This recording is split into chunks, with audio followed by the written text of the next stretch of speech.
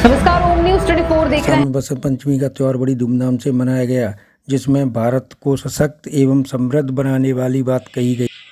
तो हमारे भारतीय संविधान में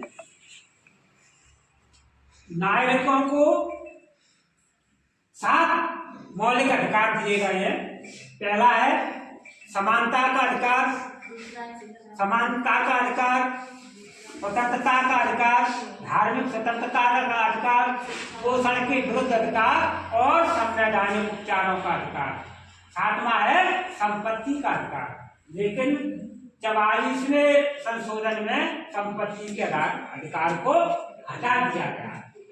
उसके बाद में भारतीय संविधान में मूल कर्तव्य नहीं थे, लेकिन 42वां संविधान संशोधन तक 1976 में हमारे संविधान में मूल कर्तव्य जोड़ दिए गए हैं और 86वां यानी संशोधन करके हमारे संविधान में एक और मूल कर्तव्य जोड़ दिया गया है कि 6 से 14 वर्ष तक बच्चे को विद्यालय भेजना। 2002 में तो अपन अब मूल कर्तव्य हमारे कौन कौन से अधिकार तो मिले हैं, तो हमारे भारतीयों के कौन कौन से कर्तव्य हमको अपने देश के प्रति।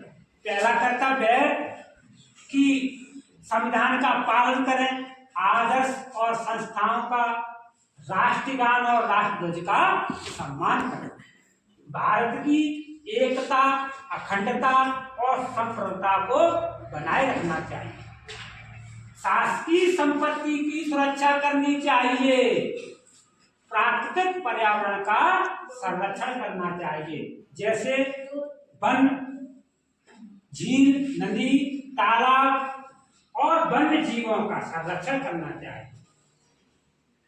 भारतीय